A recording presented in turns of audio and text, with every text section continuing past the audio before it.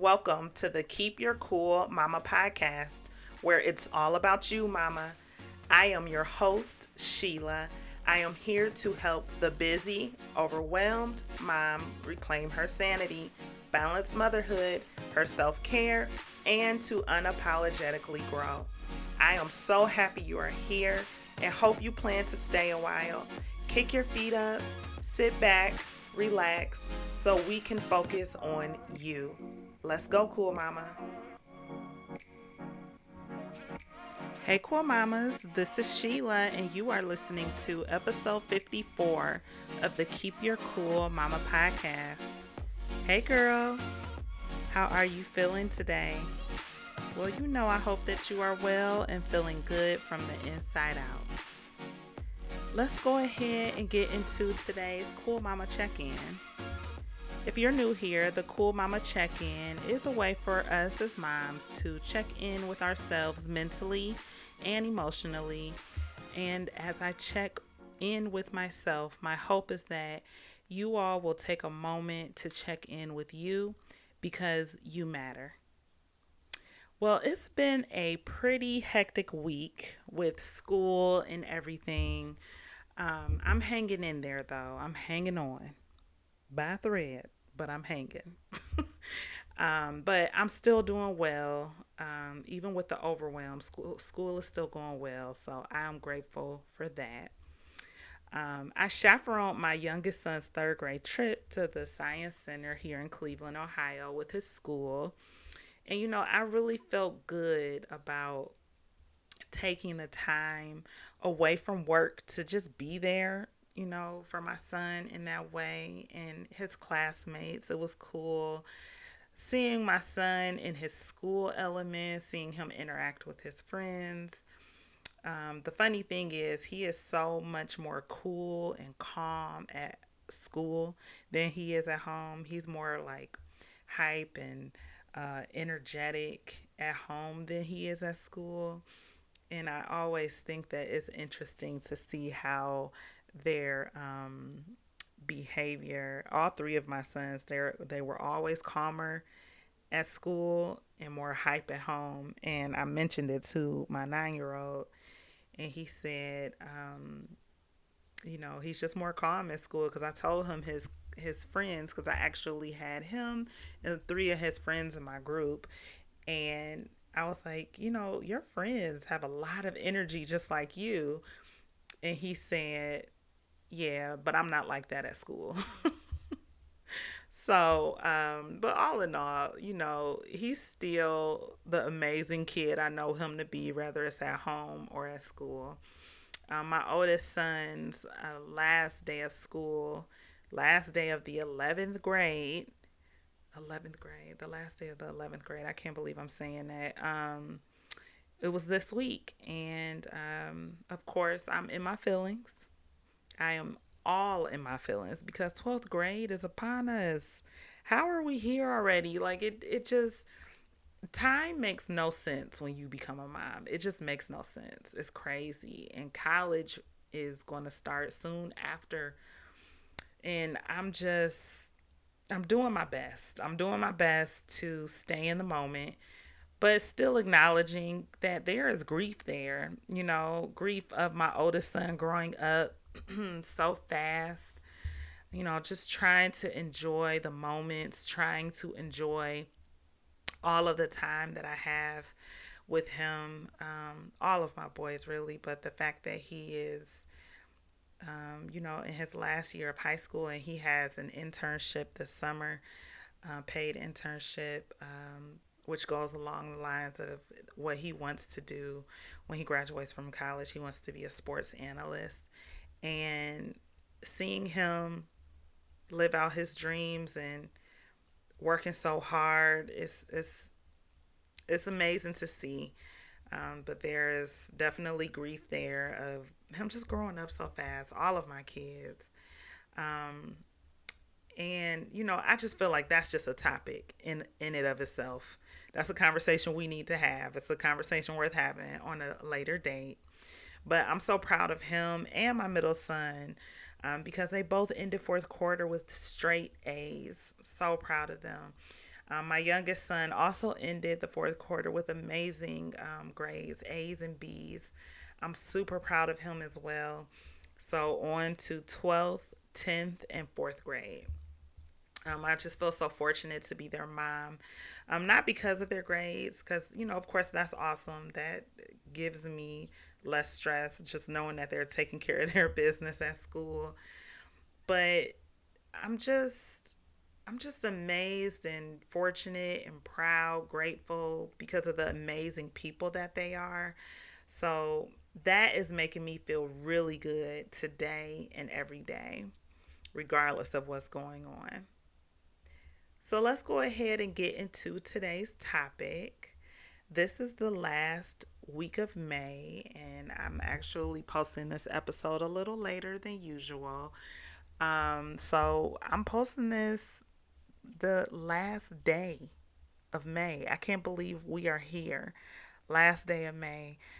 So, which means that Mental Health Awareness Month is coming to an end. Although the month is coming to an end, please believe that the conversation on and about mental health and how it affects moms, it will continue here on the Keep Your Cool Mama podcast. But I thought it would be good to end Mental Health Awareness Month talking about therapy. Um, I want to talk to you about how my experience um, in therapy and how it has helped my motherhood journey and me personally as a woman. And I believe, and why I believe all moms should take advantage of therapy whenever it's possible. I want to talk to you about that today. But before I start, let me first tell you that I do understand how difficult, nerve wracking, and scary the process of looking for a therapist and going to therapy can be. I've been there. Man, I've been there. And even though I am consistently going currently, um, it's still scary for me to show up every time I have an appointment. Talking about your feelings with someone, it's not easy. It's not easy at all. But yet and still, therapy is worth it. It has been an extremely transformative experience for me. I've been going consistently for over a year now, and I'm so happy that I took the leap and did it. It really was a leap for me, um, one that I needed badly. And I'm so happy that I did it and I'm doing it now. So I want to talk to you about why I believe moms should go to therapy and why I believe it should be in their mental health toolbox. So I'm just going to go over a few points here with you that I want you to consider if you are considering going to therapy and you're not so sure if it's what you want to do. I want to share some things with you and hopefully it'll help you to make the decision and hopefully it'll make the decision easier for you. Okay, so it it helps to schedule time to focus on you when you're in therapy. That time is just for you, and not allowing everything else in your world to take priority over your own well-being. You already know how it is as a mom. We do so much for everybody else. We take the time that we need to take for our children, friends, family, work, all of the things.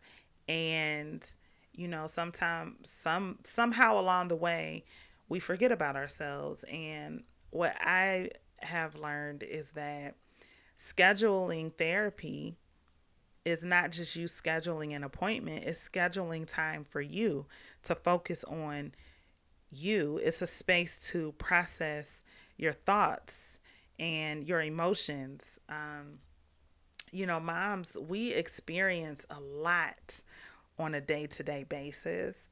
Our thoughts are constantly racing. Just being a human and having any type of relationship causes you to have thoughts and feelings and all of the things constantly and just being in the world.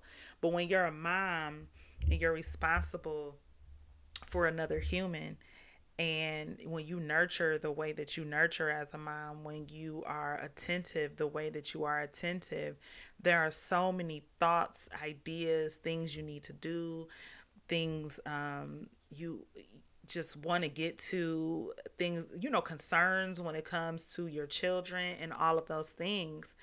And because we experience a lot and because our thoughts are constantly racing, we need that space. We need that space to process.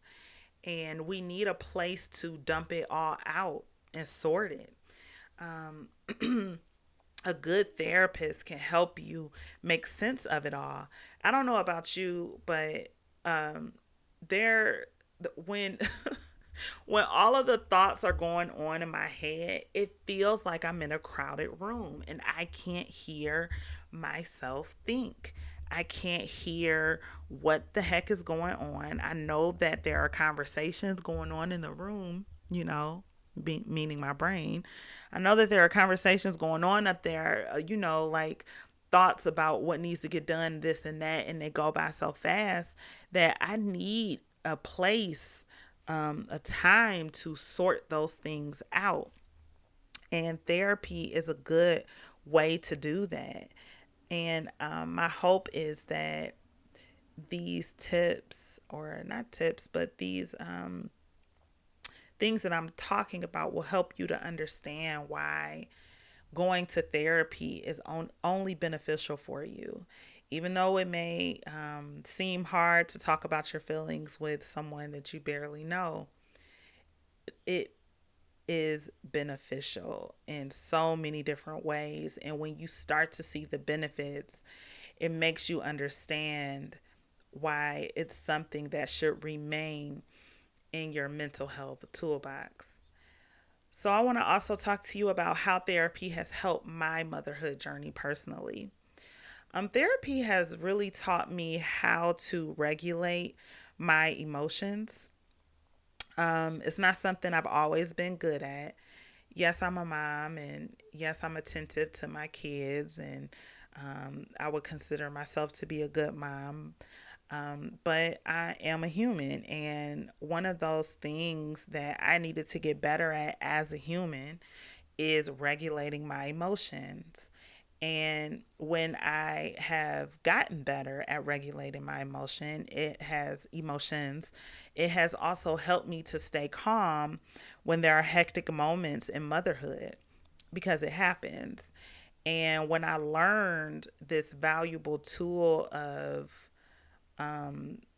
learning how to process what I'm feeling, learning how to respond without reacting in a way that's unhealthy, it has helped my motherhood journey tremendously. It has helped me to communicate with my children in a healthier way.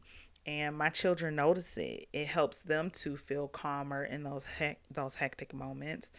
It helps them to feel like they can come and talk to me, even if it's not something good, if it's something that is not so good. They feel like mommy isn't going to go off on me. I've always tried to remain calm in situations, but therapy has just helped me in ways that I didn't know was possible. And the regulating of emotions is one of those things that I needed help with. Even if my children couldn't see it on the outside all the time, because of course I had those times where my emotions weren't balanced at all. But there were also those times in motherhood where it may have appeared to them that I was good, but on the inside I was not good and I was freaking out. And therapy has taught me how to process those things, and it continues to. Of course, I'm not perfect at it, but the time that I have spent in therapy has really given me the tools that I need to help me regulate my emotions. And it has also helped me to navigate new seasons and transitions in motherhood, specifically the teenage years. It's a new world. If you have a teenager, if you've been around teenagers, if you worked around teenagers, if you've been we've been teenagers, right? We know how it is. But parenting a teenager, um, it's different. It's a lot. And like I was saying, if you've been around teenagers, you already know, like, it's not easy to communicate with teenagers. And this new season, as my teenagers, my two older boys, as they grow older, each year is different. It's like a new season every new year of them being a teenager. Of course, they grow, they mature, but new year means new problems, new things that they're trying to navigate. And as they're navigating, I'm trying to navigate to make sure that I can keep up with what's going on with them, and to make sure that I can be helpful for them in their new seasons as well.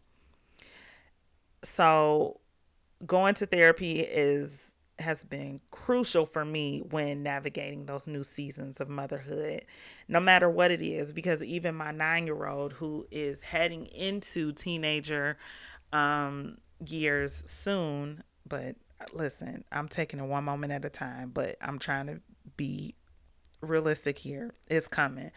Um, as he's about to turn 10 this year, I already see the changes happening. And being in therapy has helped me learn how to navigate through those seasons, because it's going to happen. And having a place where we can talk about what we're going through with our kids and how it's affecting us, and being able to be honest about the fact that I don't know how to deal with this and I need some advice, some professional advice, is helpful. And it's something that is just invaluable. It's priceless. It is priceless, and I'm grateful for it. Another thing that therapy has done to help me in my motherhood journey, it is that it has helped me with my mom guilt and navigating that.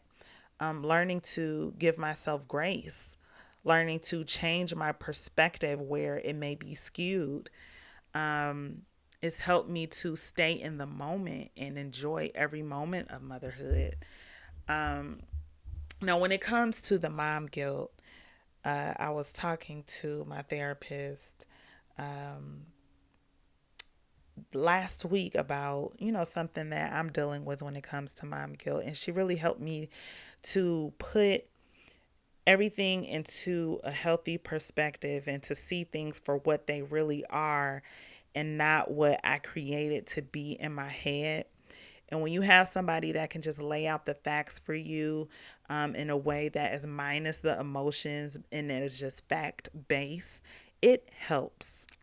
And, because I'm so intentional about everything that goes into my motherhood journey and everything that I say to my children, and making sure that they are okay emotionally, okay mentally, and all of those things, I take it so seriously. And sometimes I can get so caught up in my emotions and thinking that I'm like causing harm when I'm actually not.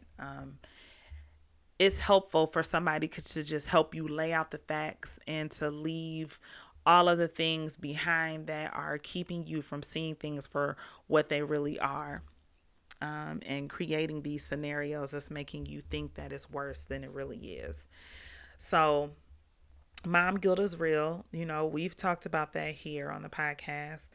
And I deal with it as much as I have the advice to give, and as much as I tell myself all of those things. It's helpful to have a space where when it does come up and it's hard to push past, it's good to have that space where I can talk about that and I can have help navigating that. So, and like I said, going back to the last point of helping me to stay in the moment and enjoy every moment of motherhood, um, you know, motherhood is a lifelong journey for as long as you live, but, you know, they're only the age that they are for 365 days. And I think back to all of the years where I spent so much time worrying about this, worrying about that. And of course, that comes with motherhood. But sometimes there were times where I would allow those worries and the stress of it all get in the middle of me not being able to just enjoy the moments with my kids. And there are just years that have gone past that I wish I would have spent more time enjoying them and worrying less. And therapy has helped me to enjoy the moments. I was talking to my therapist about how I can't believe my son is going to the 12th grade, and, just being honest about how I'm grieving, his younger years going by so fast. And while she acknowledged the grief that I'm feeling in that, she also told me, enjoy these times. Enjoy it because it goes by really fast. And if you're a mom, you already know that time goes by really fast. But it's important that we are keenly aware of when we are spending so much time on things that are not helping us stay in the moment, so that we can snap out of it and be present with our kids, play games with them, go out and have fun with them, and doing the things that they love to do, having fun conversations with them, just laughing more, smiling more, hugging more, and all of those things. Like, we want more of that and less of worrying. So therapy has definitely helped me in that aspect. And, I hope that as you continue to go through your motherhood journey, whether you're in therapy or not, that you stay in the moment and allow yourself to enjoy the years that you are currently in. So I want to talk to you about, if you are not currently in therapy and you are interested in starting therapy, but you don't know where to start, I want to give you a few tips on where to start. One of the first places I started was with the mental health resources that were available through my employer. So check out mental health resources that may be available through your job, if that is an option for you. A lot of employers offer employee assistance services that provide a certain number of free sessions before you have to pay out of pocket for therapy. And that is really helpful. Another thing that you can do is use one of the therapy websites online to help you search for a therapist that it looks like they would be a good fit for you on paper. Of course, you can't get a really good feel for a therapist until you have an appointment, but it is always good to narrow down your searches based on those things that you can tell before you get there, like if there is a specific gender that you would like your therapist to be, or if there's a specialty that you would like them to be knowledgeable in, for instance, trauma or depression, anxiety, stress, things of that nature. And of course, there are other specialties within psychology, or maybe you want somebody who takes virtual visits or someone who does in person. Using one of those websites to narrow down your searches will just help it to be a little less overwhelming when you are searching for the right therapist. So use your resources. Listen to podcasts, read articles, do Google searches, just educate yourself about how to navigate looking for a therapist and going to therapy. Education in this area will help you to remove some of the fear that comes with not knowing what to expect when you are going to therapy. I hope that after this episode, you are inspired to start or continue your therapy journey. I urge you to take care of your mental health and make it your top priority. You deserve to feel well and be well from the inside out. Please share this episode with another mom who you think is in need of this type of information and encouragement. Also, if you have not done so already, please subscribe, rate, and leave a review for the Keep Your Cool Mama podcast on whatever platform you may be listening on. I love you so much, and I thank you for listening today. Until next time, remember to keep your cool, mama. I'll talk to you soon. Bye-bye.